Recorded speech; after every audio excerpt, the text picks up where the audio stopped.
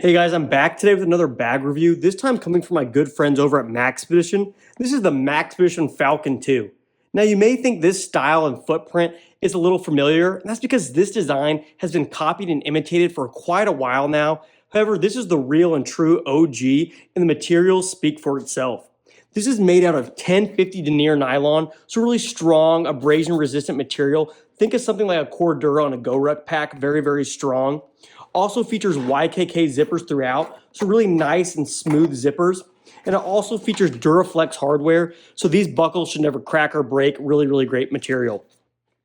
This is a really nice bag, and I kind of have it set up as my outdoor setup. This is kind of my hiking range bag, a little bit bug out, just a little bit of the stuff in here helps make my life a little bit easier should I ever get lost or stranded just outside in the woods or somewhere. This isn't my bag I would take into a war zone and expect to last a week out of, but just small little necessities that kind of help make life easier.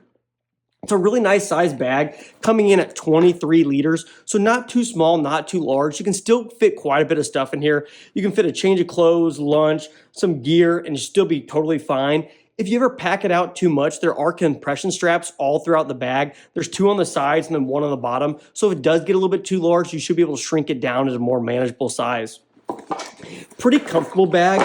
The back panel is nothing really to write home about. Just a simple denier nylon with a little bit of some ribbed kind of pattern in here. The shoulder straps do have mesh on the back, but they're pretty thin. I would like to see a little bit thicker straps, but still pretty comfortable. Fortunately, this bag does come with a sternum strap, and it also comes with a hip belt, so carry is pretty comfortable with this. Also features some drainage holes down here in the bottom, so any moisture should go out of the bag. Moving into the front, you can see we have straps everywhere on this thing. We have straps to put a jacket in, MOLLE everywhere so you can attach things. And this does scream a little tactical for me, so I wouldn't make this like my permanent EDC bag or work bag and take it into a coffee shop because it does look a little military.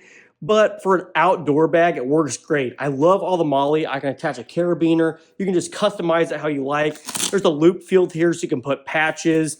And I even have the MOLLE set up to keep a fixed blade. This is coming from Hall Blade Works on Etsy. Pretty cool. I just like carrying a fixed blade in my outdoor pack just because it's a little bit more robust than a folder. Undoing this front buckle, we have two large pockets here on the outside. If we open this front admin style pocket, there is actually some internal organization here. You have a small key leash, a couple pockets. I just have a small folder, a plastic Night Eyes gear tie. I also keep a tourniquet down here in the bottom, small notebook just to leave notes if I ever get lost or stranded somewhere. And then the only other thing in here is a small metal, kind of like an Altoids tin. And I just have this to set up as my fire making tin. I taped a striker here on the lid. I have a small lighter and a sandwich bag, a couple matches, and then some dryer lint down here in the bottom just to make it a quick fire starter. I like having just something pretty nice and compact, and I just throw this in here. Once again, the gear in here is not made for me to live out in the woods off of, but should I ever get lost or stranded while hiking, it's just kind of some nice things to have. Moving into this top pocket, it's a really nice size. This would be really nice sunglasses pocket or just quick grab and go items. And here I just have a small pair of safety glasses, a buff, and then a small headlamp. Just kind of the nice stuff to quickly grab access to. And this has tons of buckles and straps everywhere, so it is a little annoying having to get access into things, but overall, I love all the features and I can live with it. Up next, we have this large kind of skinny pocket that's up against the main pocket. It's really deep, has some internal organization here with these pockets, and here I just keep a small can opener, some cordage, and then a small Victorinox. The main reason I carry this, because I have so many knives else in this bag, is mainly just for the scissors. In the back here, I just keep some water purification tablets, and that's kind of it. If we zip this back up, really nice smooth YKK zippers. We can go in the main compartment. It's a pretty large and spacious main compartment. There's organization on this back wall, also on this front panel. And on this front panel, I just keep a small first aid kit. On this wall, you have a nice zippered pouch. And in here, I just keep an emergency space blanket along with a small signal mirror. That's about it for the interior of this bag. I also just keep a small pair of noise canceling headphones should I ever go to the range. It's a really nice size bag. Also, it features a water bladder pass through so you can run a water bladder out of this thing.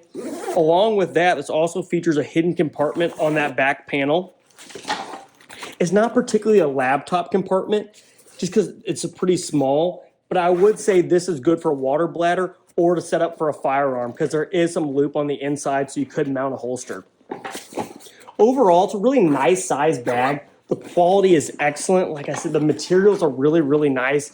I really like this 1050 denier nylon. I love YKK zippers. Everything's just really strong and robust. I can imagine having myself a lifetime. This would still last. I don't see any issues with the quality. Everything's stitched really well.